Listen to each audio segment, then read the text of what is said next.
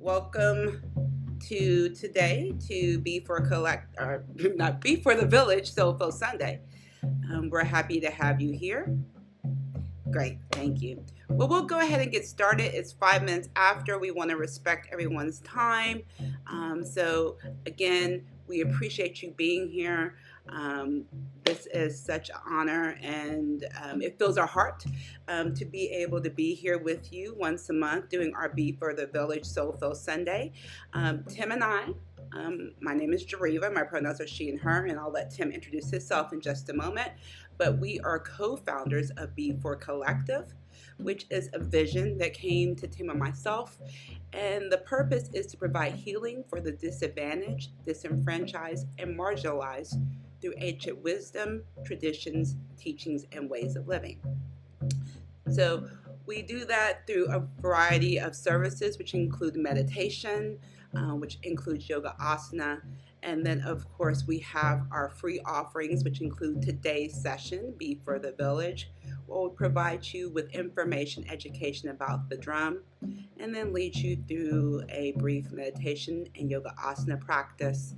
And then on the third Sundays of the month, we have our Be For You Self-Care Sundays, which are times for us to come together and just be in a place of healing and support and advocacy for one another, providing education on mind, body, and spirit, allowing ourselves to align and just be a vessel to serve and to do what we were placed on this earth to do. So those are our programs. And again, we're just so happy to have you here. I am going to be quiet and turn it over to Tim and let him guide you, introduce himself, and guide you on. Thank you, Chandra, for being. Is there anything that we can do to support you today, Chandra?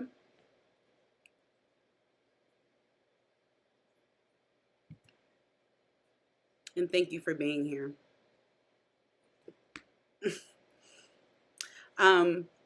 And so we are going to let Tim. Okay. About this Sunday. Okay, so tell you more about this Sunday. So for this Sunday, what we do, welcome my friend Alexis. What we do for this Sunday is that Tim is going to provide you with a lesson on the drum. So he's going to speak to you about the drum. And then once he finishes his lesson on the drum, then what we will do is move into a brief meditation. And I will guide you on that meditation. And the backdrop, of course, will be the drum. The drum is throughout today's session. And then we will move through a yoga asana practice. Now, in the yoga asana practice, you can participate or you can just be and allow yourself just to be present and be in a space of just opening and inviting in whatever needs to be downloaded and provided to you today. But sitting with yourself, sitting in alignment in mind, body, and spirit, and allowing what needs to unfold to come forth, to move you forward on your journey to self-discovery and healing. Is that helpful information to you, Chandra?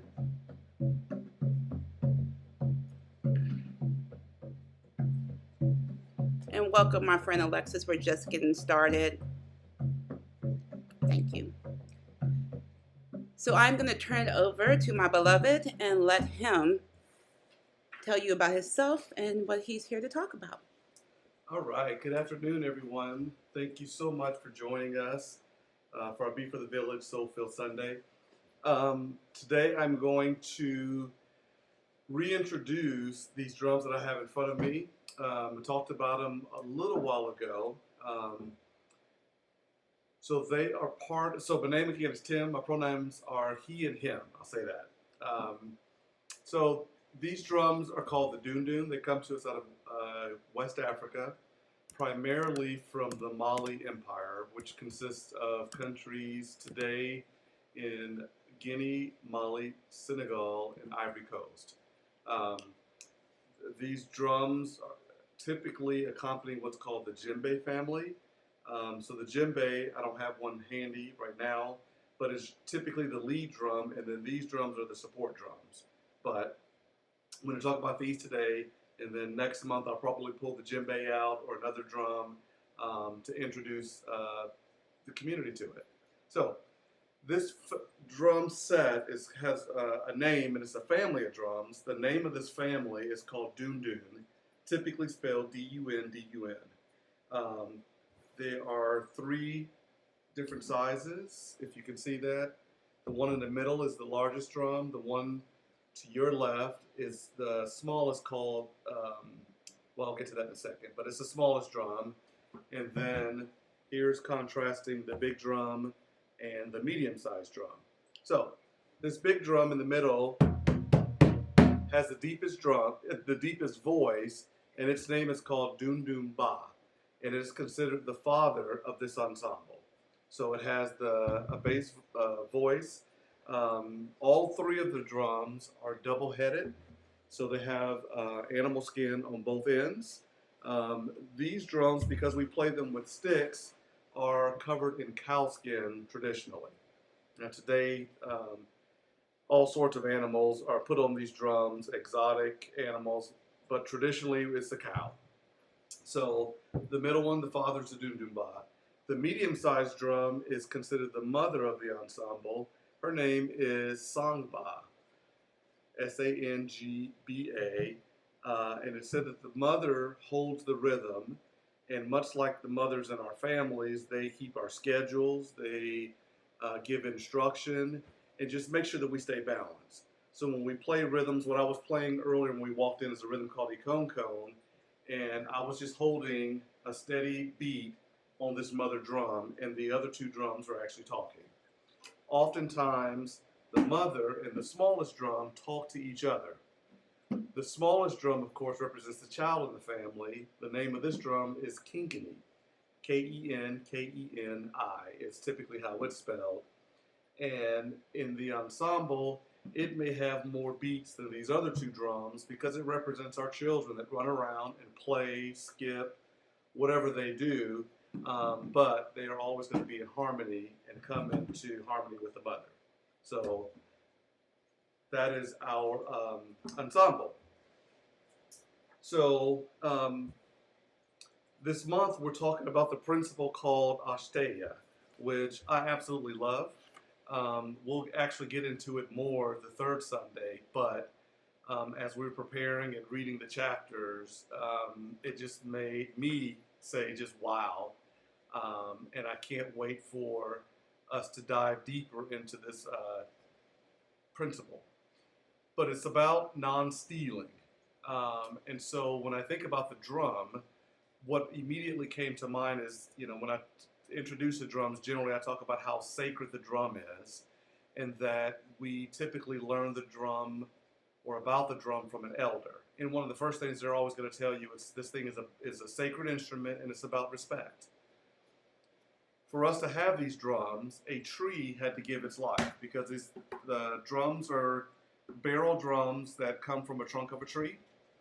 And then again, I told you that they're skinned with animal skin. So in this case, a cow had to give its life.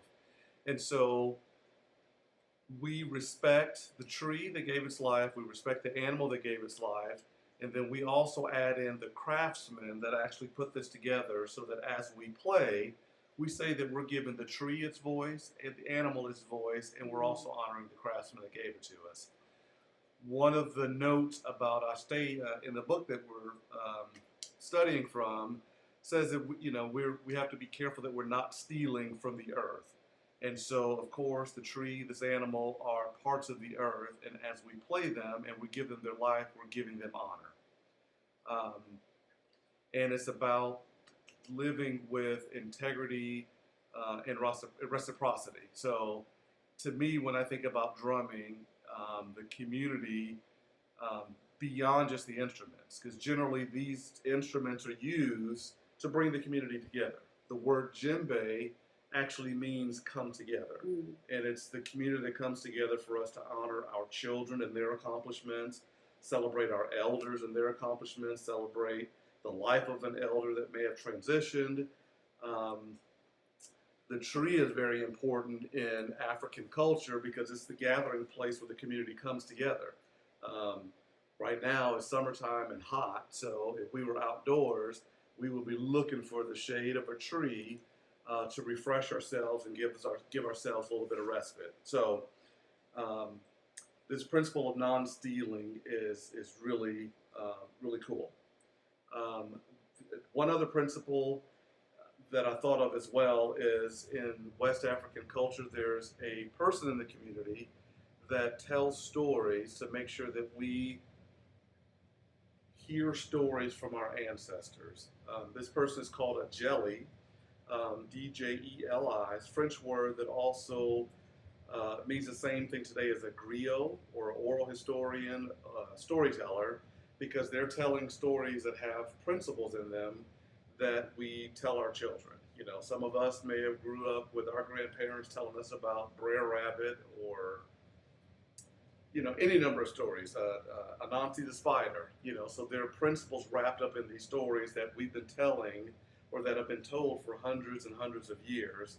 And so we're not stealing from our ancestors when we keep these principles and things alive and make sure that our generation benefits from it, but we also tell the stories so that the generations that come behind us understand the importance and keep these stories alive. So that's really what I wanted to talk about today in our brief little drum lesson. Again, these are called dunduns.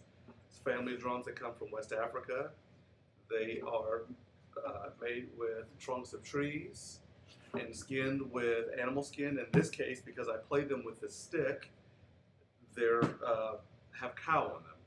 For our drums that we play with our hands, sometimes we'll put not necessarily cow, but calf skin, so it's a little bit easier on our hands when we play hand drums, or the goat.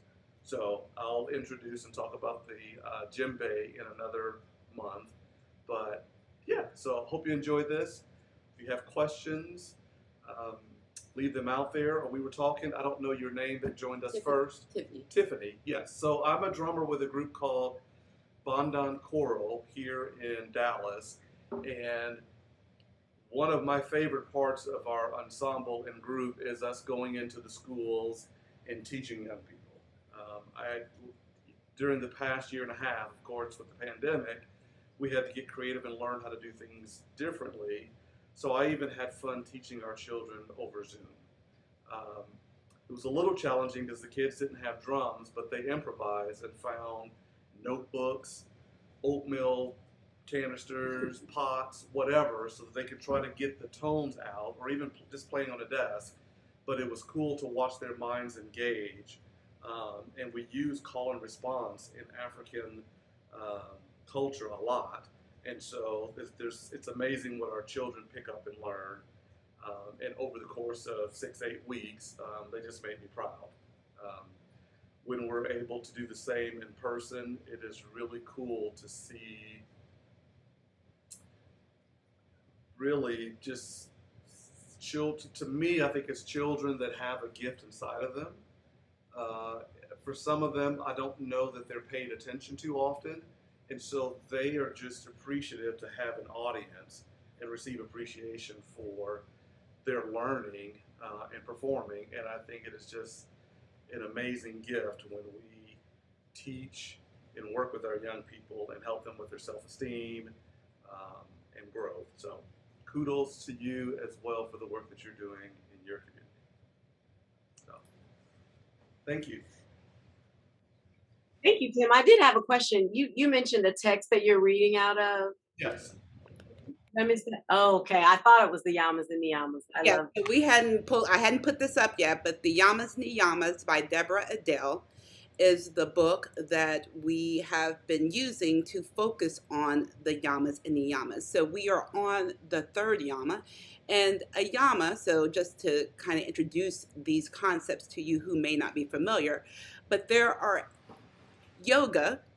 Traditionally, what we're taught here in America is that yoga is what you see on TV, the physical practice. But that is only one limb of the practice of yoga. Yoga is a way that you live your life. And there are 8 limbs to that practice. The first one is yamas, and the second one is niyamas. And then after that You have asana, which is the physical practice. You have pranayama, which is the breathing practice. Then you move into pratyahara, which is withdrawal of senses. Then you move into concentration, meditation, dharana, dhyana. And then finally samadhi, which is complete surrender and connection and alignment with your higher self. So really, yoga means to unify, to yoke. So again, it's about that connection in mind, body, and spirit. So the yamas are how you move out in the world, how you interact with others, how you interact in your relationships, and it also applies to you.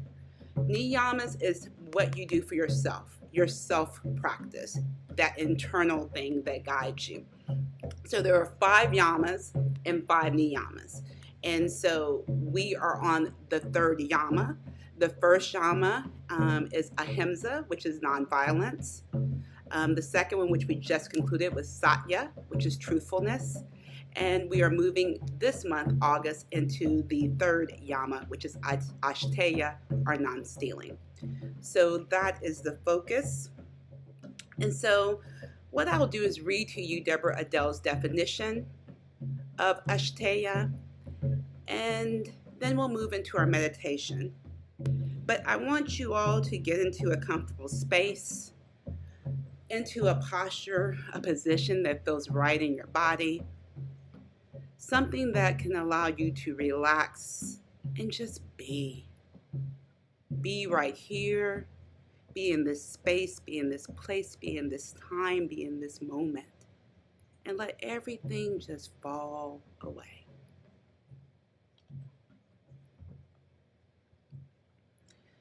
So Miss Adele tells us that ashteya, or non-stealing, the 3rd jewel, or yama, guides our attempts and tendencies to look outward for satisfaction. Often our dissatisfaction with ourselves and our lives leads us to this outward gaze with a tendency to steal what is not rightfully ours. We steal from the earth, we steal from others, and we steal from ourselves. We steal from our opportunity to grow ourselves into the person who has the right to have the life they want.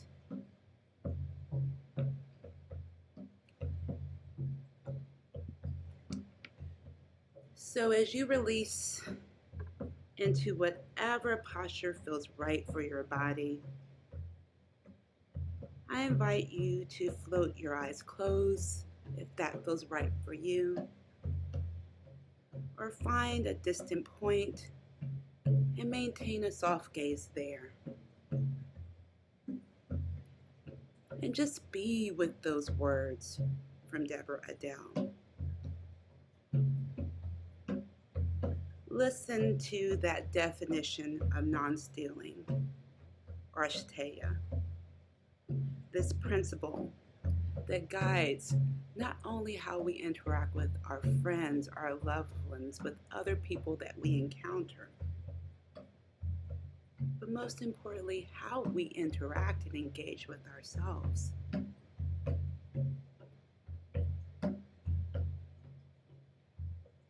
Move into that place within yourself that knows what it knows,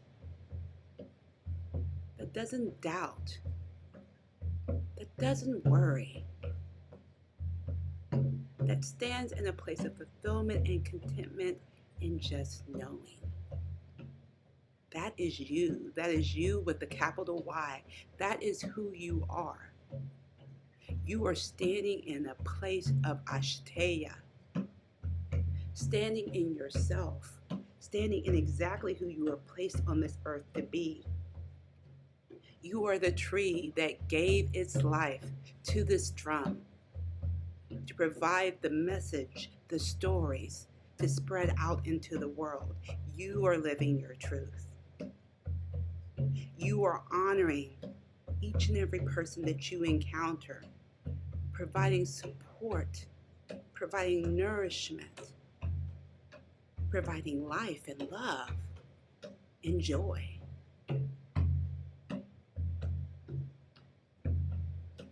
moving into this part of yourself, standing as the tree.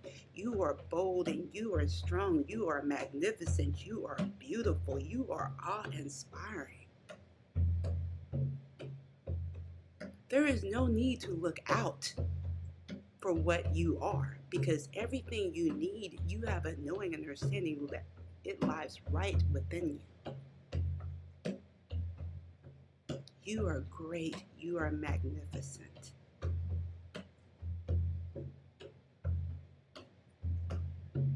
And so I want you to align with this higher power, this part of yourself that is this wisdom center that guides and directs and moves you through the world.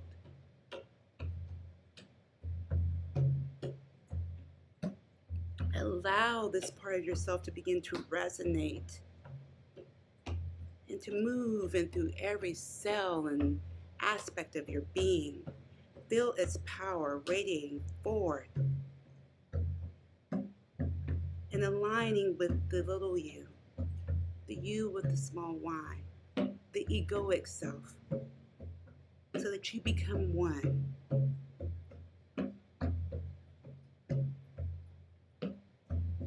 And that in this alignment, you understand your power. You understand exactly who you are. You understand the role you were placed on this earth to be and to do and to become. Be the tree. Be Ashteya. Sit in this power.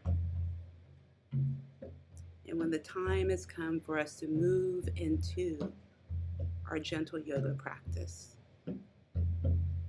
I will be here to lead us into our flow.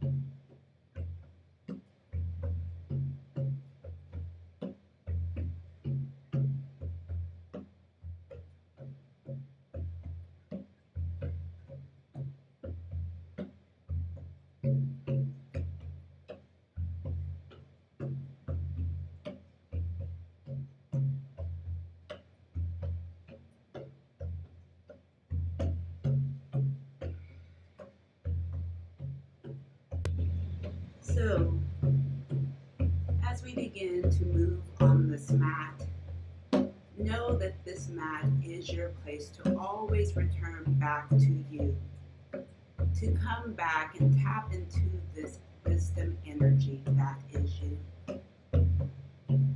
For there is so much that happens in this world, the pulls and the tugs and the pulls that move us outside of our you, the you with the big Y. And so when you need to move back within yourself, move to your breath, move to your mat, and connect, align in all aspects of your being, mind, body, spirit, physical, mental, emotional, and spiritual. So as we begin to flow on this mat, know that everything I offer is an invitation. You have the right to accept that invitation or decline it. If you want to sit right where you are and just be in your greatness and your badassness, then I welcome you to do that. But if you would like to move along with me, doing that which honors your body, and doing that which does not feel right with it, and I invite you to do that as well. So we will start off our flow in what's called constructive rest pose. So I invite you to come to a position on your mat where you are lying on your back. The soles of your feet are on the earth. and your knees are pointed up to the sky.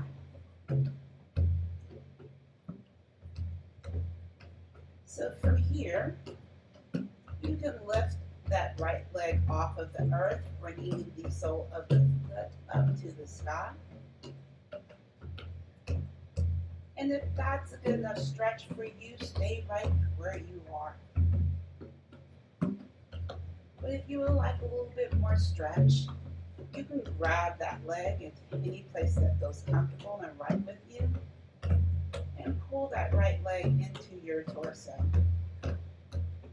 Feeling that stretch in the back of your leg and your hamstring.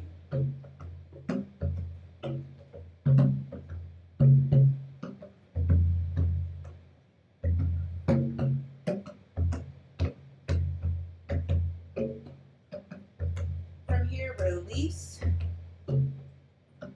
And then just bring that right ankle over that left knee, coming into what we call a figure four stretch.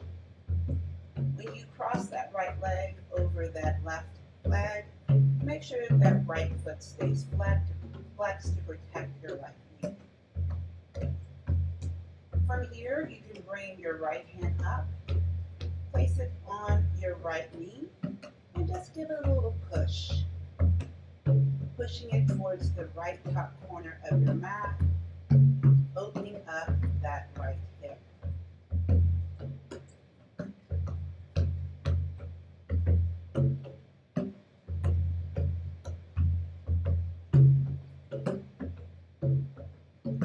Release that push. And from here, if this is enough of a hip opener for you, stay right here. But if you would like, you can lift that left foot off of the earth, bringing that left leg up into a 90-degree angle. And that's one option. You have another option to either interlace your hands, your fingers behind your left thigh, or on top of your left shin.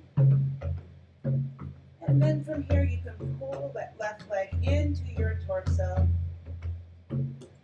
feeling that deep stretch, that deep opening in your right hip.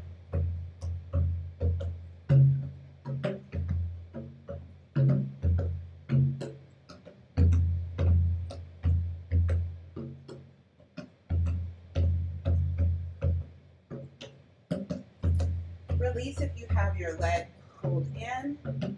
Allow your arms to fold out to a T from your shoulders.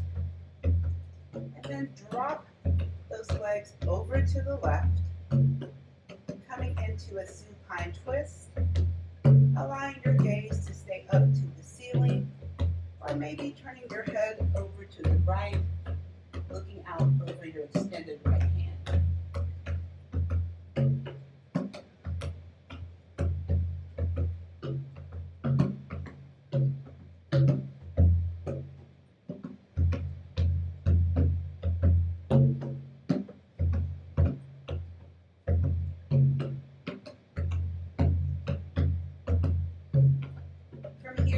Bring those legs back to center. If your left leg is lifted, you can lower that left foot to the earth. And then from here, uncross that right leg, shooting that right leg up to the sky. And then lower it down to the earth, extending it long, feeling that stretch in that leg.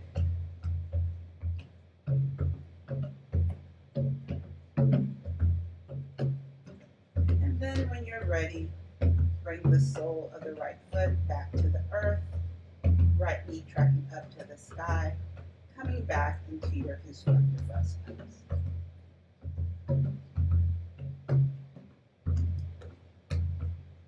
From here, you'll lift, extending that left leg up to the sky, flexing that left foot, allowing the sole of the left foot to track up to the sky, to the ceiling. Now you can stay right here, or you can bring your hands to some part of your leg and bring that left leg in to your torso, Feeling that stretch in your left hamstring.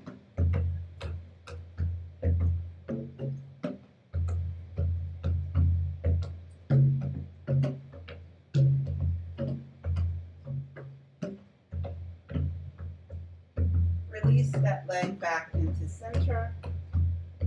And from here you can cross that left ankle over that right knee, coming back into your figure four, making sure that that left foot is flexed. Again, you have options in your figure four. You can stay right here if this is enough of a hip opener for you. You can also lift that right foot off of the earth, bringing the right leg to a 90-degree angle, and interlace your fingers, your hands either behind your right thigh or on top of your right shin. And if you would like, you can also bring that right leg into your body to deepen into that hip opener. Make sure that those feet stay flexed to protect your knees. And you always have the option to extend that right leg if that feels right for your body.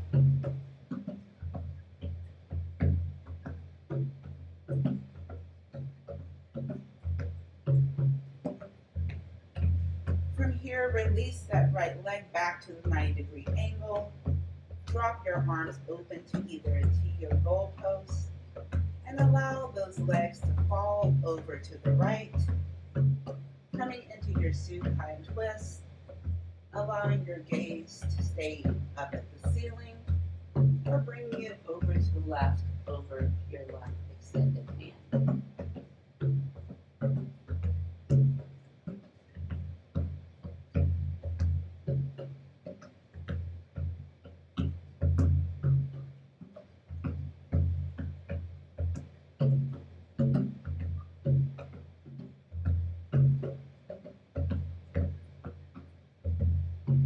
Bring those legs back into center.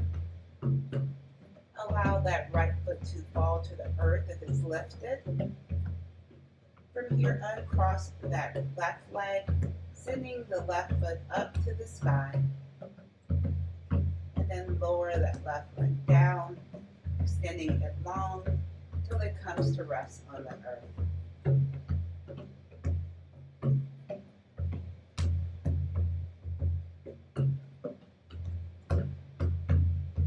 When you're ready, bring that sole of the left foot to the earth.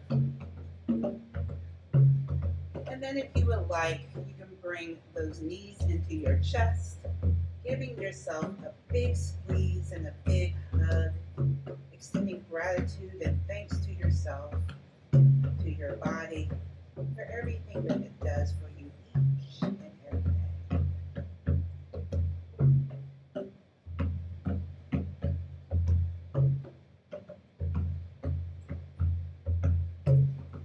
Release your hug, but keep those legs lifted at a 90-degree angle. And bring your hands to your knees. And from here, I invite you with your inhale to bring those knees into your chest. And with your exhale, to push those knees out until your arms are straight. Back into your 90-degree angle with your knees over your hips. Inhale those knees into your chest. And exhale the knees out. One more time. Inhale your knees to your chest. Exhale your knees out. From here, drop those feet down to the earth. And then extend those legs long. And raise those arms overhead and move into your good morning stretch, maybe a good afternoon stretch. But stretch long through those fingertips, through those toes, shooting that energy, shooting that greatness out into the world.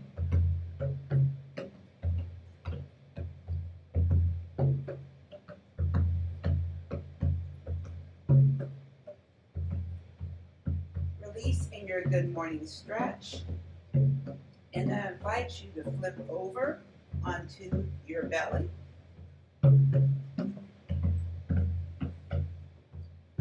Coming onto your belly, and bring your hands underneath you, one stacked on top of the other, with your elbows trekking out east to west.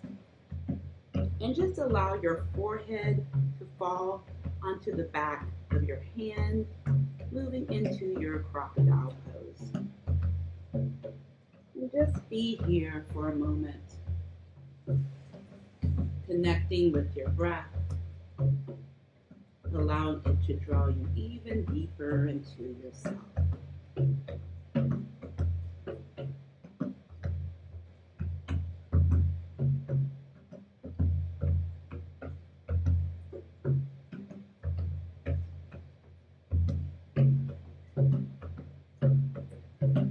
From here, I invite you to begin to bend in that right leg, moving into a tree position. What I mean by that is bring the sole of that right foot close to some part of your left leg, moving into a supine tree. So your leg will be bent and the sole of the foot will move towards your left leg. From here, drop your right cheek down to the back of your hand and be here in this hip opener. It is okay if that right foot does not touch the left leg. The most important thing is to feel the opening, to feel the expansion in your hip.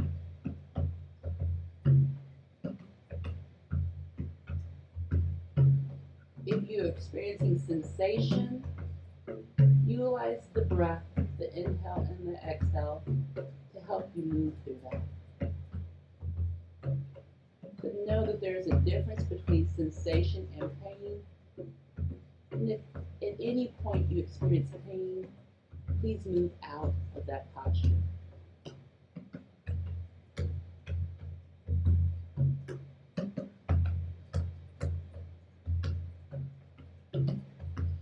Come back into center, releasing that right leg down, your forehead back, down to the back of your hand. And then bend in that left leg, bringing the sole of that left foot towards the right leg, moving into your supine tree. And then bring that left cheek to the back of the hand, allowing the left hip to open, to expand.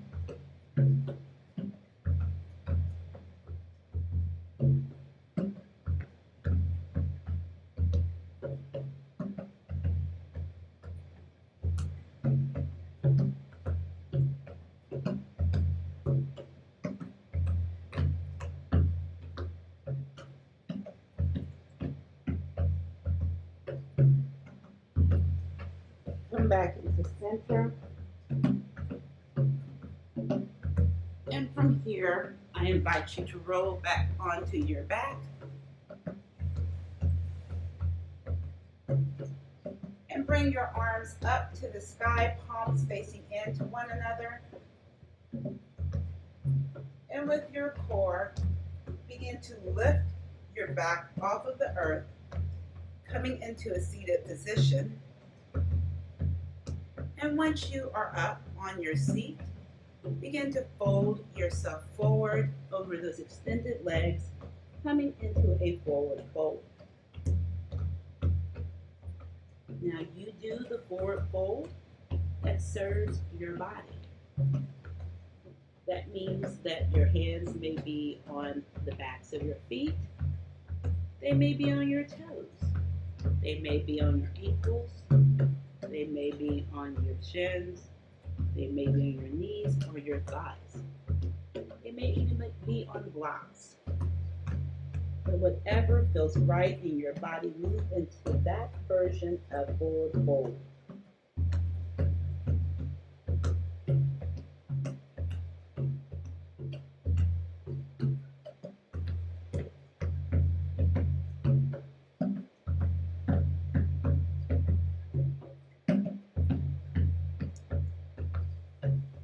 begin to lift yourself up into a seated position, and then cross those legs into whatever crisscross position or seated position feels right with your body. And from here, we will inhale those arms up to the sky and exhale, twist to the right, allowing the left hand to come to the right knee and dropping that right hand behind us. From here, we'll inhale, grow long in the spine, shooting the crown of our head up to the sky. And exhale, twist to the right using our core. So your twist is not with your neck, but it's with your core, with that middle part of your torso.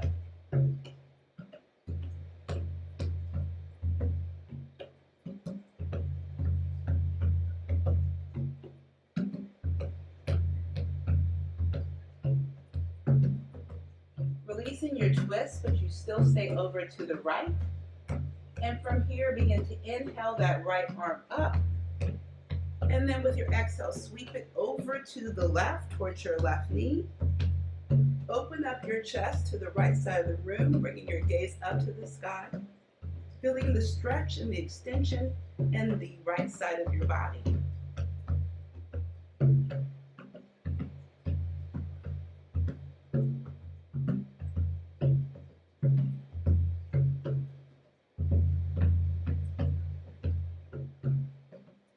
Begin to release, releasing that right hand down to the earth, and bring your left hand down to follow. Inhale those arms up to the sky. Exhale, twisting to the left, dropping the left hand behind you, allowing the right hand to fall into the left knee. Inhale, tall through the spine. Exhale, twist.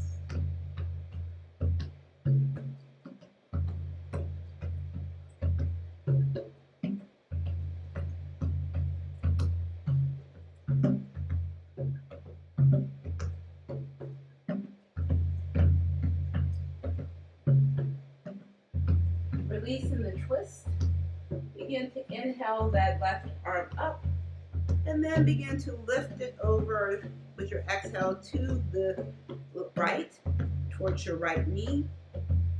Open that heart up to the left side of the room, and allow your gaze to follow up to the sky.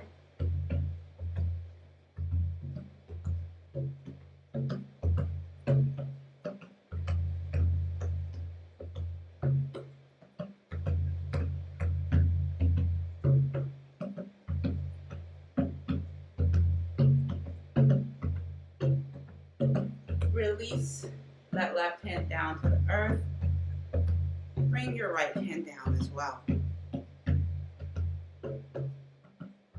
From here, inhale those arms up to the sky for a seated high mountain. And release with your exhale those hands to heart center.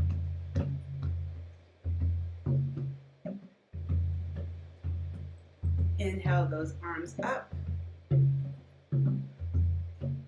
And exhale, hands to heart center.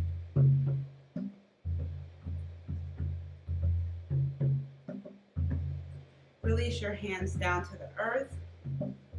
Come onto your knees.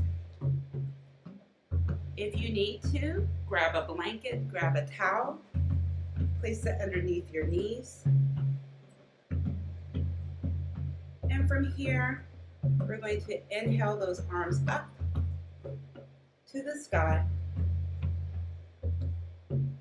and begin to circle those arms down, beginning to bring your head towards the earth and allow those hands to fall with the backs of your hands to your lower back and bring your head down to the earth, coming into a modified child's pose.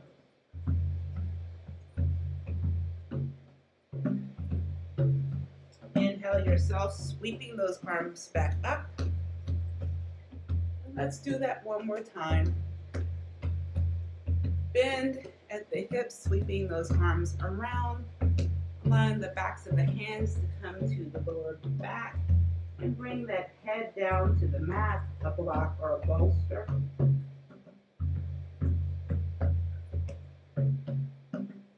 And then sweep those arms up. Again. Release them down to your sides. And come into a tabletop. From here in your tabletop, inhale, dropping that belly down to the earth, lifting the tailbone and the chin up to the sky for cow. Exhale, rounding in the spine, tucking in that tailbone and chin for cat. Inhale, dropping that belly down, bringing the gaze up for cow. Exhale, rounding in that spine, tucking in that chin for cat.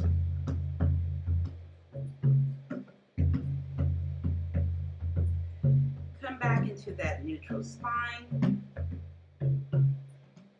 Cross those ankles and sit yourself back, coming back into your crisscross applesauce. From here, I invite you to extend that left leg out to the side and then bring that right foot in towards that left leg, this time moving into our seated tree. Before we did a supine tree, now we're going to do a seated tree. So that right foot can fall wherever it needs to on this left leg.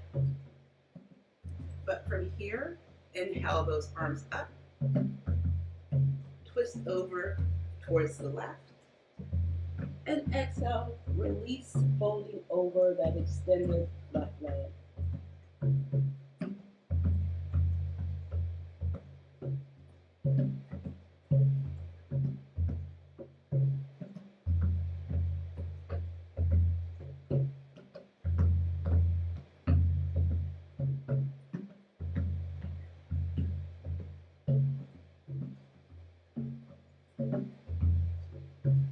Inhale yourself back up.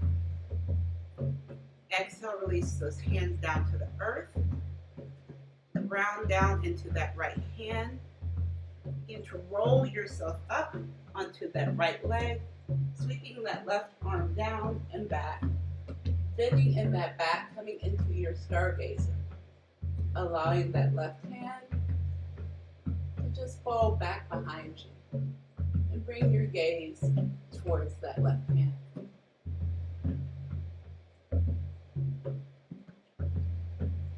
Sweep that left hand down while you bring your seat back to the mat. And once you arrive on the earth, I invite you to switch your legs, extending that right leg long, bringing the sole of the left foot to rest somewhere on the inside of that right leg. From here, inhale those arms up to the sky, turn towards the right leg, and exhale, fold over the extended right leg. Again, your arms may fall wherever is comfortable for your body. We all look different. Each of our bodies are different. But each of our bodies are perfect, whole, and complete as they are.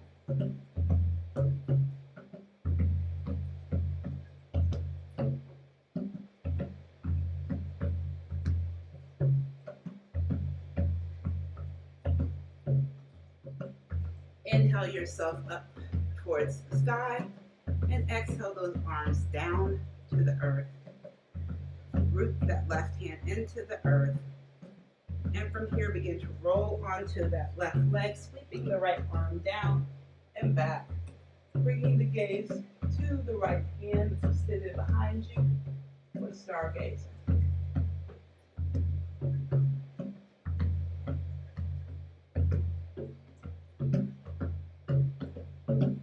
Sweep that right hand down and come back to your seat. From here, bring your legs out in front of you, coming into a staff pose.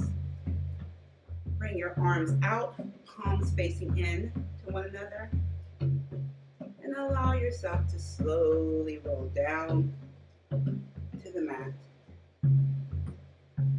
eventually coming to rest on your back. I invite you to find whatever final pose before we move into our rest feels right to your soul, to your spirit. Maybe that's happy baby, where you bring your knees into your chest, towards your armpits, and then grab the outside of the feet. Maybe that's not your jam. Maybe you just want to move into the waterfall with your feet moving up to the earth. Maybe you even move in supported waterfall and place a block underneath your pelvis. Or bring your legs to a wall. Constructive rest pose, seat behind down angle, whatever your spirit is asking for. Move into that now.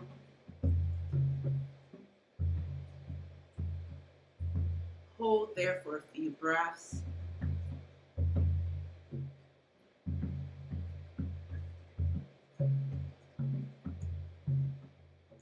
And then I invite you to release into your Shavasana or rest pose.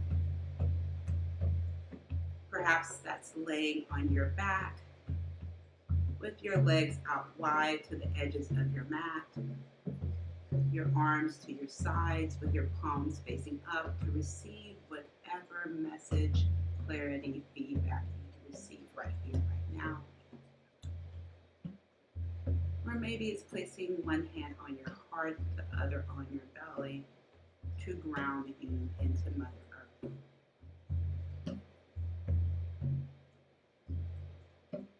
Maybe it's sitting in constructive rest pose, legs up the wall, seated in a chair, maybe lying in your bed. But whatever provides you with ease, rest, comfort, solace, peace. Move into that now. Move back into your knowing self. And just rest in the bosom of your grandeur, your magnificence, your majesty, your awe, your badassness.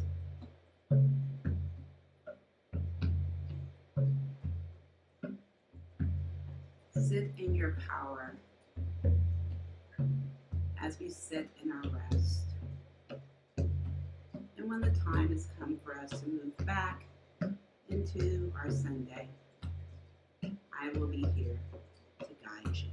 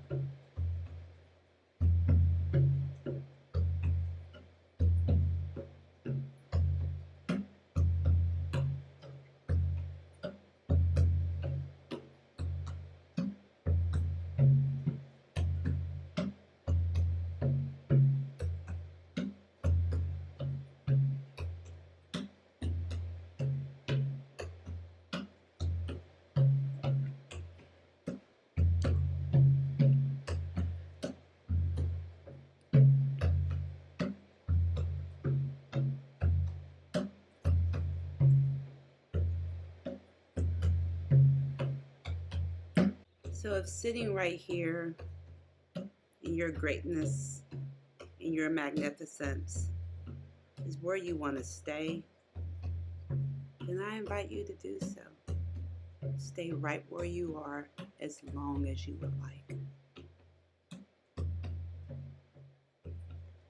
But if you are ready to move on into your Sunday, taking what you have cultivated, taking what you have grown with you off of the mat out into the world, shining this brilliance, this magnificence out, impacting the lives of others, then I invite you to begin to bring movement into your body, maybe wiggling those toes, those fingers, maybe circling those wrists, ankles, nodding the head side to side, bending in your legs, bringing your knees to chest or stretching out long.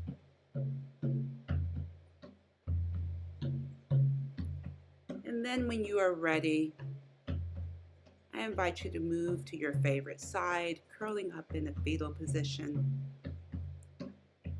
allowing your bottom arm to cradle your head, providing it with comfort, and resting the palm of your top hand into the earth, grounding with Mother Earth. And then from here, use that hand connected to the earth to push you up into a seated position, coming to rest on your seat with your hands wherever feels comfortable. Maybe that's on your knees, maybe that's your heart center.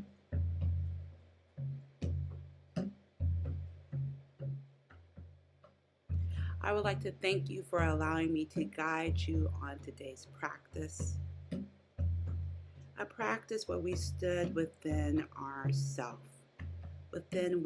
where we stood within our you with the capital Y, standing in our greatness, our magnificence, knowing exactly who we are, who we were placed on this earth to be, standing in our Ashdeya, and knowing that whenever we need this, we can always return right back to this place, for it is always with us. So again, thank you. I stand in the deepest appreciation and gratitude for each of you for being here today. The divine light in me honors and celebrates the divine light in each one of you. And I close today's practice with Ashe, and so it is. Thank you.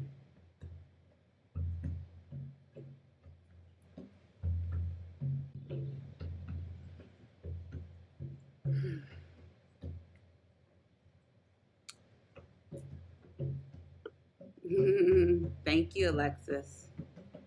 I thank you all for being here. How's everyone feeling? Thank you so much. I appreciate it. Yes. Welcome. You're welcome, welcome. Yes. Everything I needed today. I have to get running, but I hope to see you all soon. And I am following you and just sending light, love. Excited to connect again soon. Thank you guys, everyone, for being here and shining your light during this time. Thank you. Thank you. Take care, Tiffany. And just a reminder that we have our Self-Care Sunday coming up in 2 weeks, the 15th, 2 to 4, where we will dive even deeper into Miss Adele's book and talk about Ashdeya. So thank you, Tina and Alexis, for being here. Let me know if you need anything. I am always here. You both know how to get in touch with me. And enjoy the rest of your beautiful Sunday afternoon. I will talk to you soon.